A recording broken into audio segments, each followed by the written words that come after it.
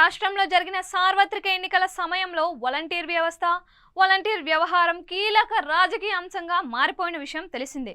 YCP సర్కార్కు కళ్ళు చెవులు అన్నట్లుగా వాలంటీర్లు పని చేస్తున్నారని, వీరు ఎన్నికలను ఓటర్లను కూడా ప్రభావితం చేస్తారని, కాబట్టి వీరిని ఎన్నికల ప్రక్రియ ముగిసే వరకు ప్రజల వద్దకు వెళ్లకుండా అడ్డుకోవాలని కోరుతూ సిటిజన్స్ ఫర్ డెమోక్రటిక్ సభ్యులు కేంద్ర ఎన్నికల సంఘాన్ని విన్నవించారు. దీంతో ఎన్నికల సంఘం వాలంటీర్ వ్యవస్థను ప్రజలకు దూరంగా ఉంచింది.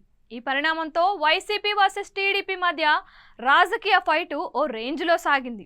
ఈ క్రమంలో టీడీపీ అధినేత చంద్రబాబు ఒకానొక దశలో బీతిల్లారనే చెప్పాలి. వాలంటీర్లకు ప్రజలకు మధ్య అవినాభావ సంబంధం పెరిగిపోయిన నేపథ్యంలో ఇప్పుడు అనూహ్యంగా వాలంటీర్లను పక్కన పెడితే ప్రజాగ్రహం పెల్లుబికి పార్టీ పరిస్థితికి ఇబ్బందిగా మారే అవకాశం ఉందని ఆయన తెలిపారు. ఈ క్రమంలో అనేక వివరణలు ఇచ్చారు. వాలంటీర్ వ్యవస్థకు తాము వ్యతిరేకం కాదు అన్నారు. ప్రజలకు మేలు చేసే వ్యవస్థను కొనసాగిస్తామని కూడా చంద్రబాబు చెప్పారు. ఒక రకంగా చెప్పాలంటే రాష్ట్రంలో అన్ని సమస్యలకు తోడు వాలంటీర్ వ్యవస్థ మరో సమస్యగా ఎన్నికల సమయంలో సవాల్ రేపింది. అయితే ఎన్నికలు ముగిశాయి. టీడీపీ కూటమి విజయ దుందుబి మోగించింది. కానీ విని ఎరగని రీతిలో పెద్ద ఎత్తున మెజార్టీ దక్కించుకొని అధికారం చేపట్టింది. వైసీపీ ప్రవచిత వాలంటీర్ వ్యవస్థ ఎక్కడా పనిచేయలేదు.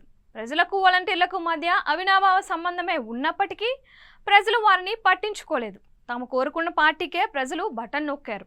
కట్ చేస్తే ఇప్పుడు టీడీపీ కూటమి సర్కార్ వాలంటీర్లను కొనసాగించాలా వద్దా అనే సందేహంలో పడిపోయింది. వాలంటీర్లను కొనసాగిస్తే కార్యకర్తలపై ప్రభావం పడుతుంది. పోనీ సాహసం చేసిన వాలంటీర్లను కొనసాగిద్దామంటే వారి వల్ల ప్రయోజనం ఉండదని తాజా ఎన్నికలు రుజువు చేశాయి. దీంతో ఇప్పుడు వాలంటీర్లు కొనసాగించడమా వద్దా అనే విషయంపై టీడీపీ ఆలోచన చేస్తున్నారు.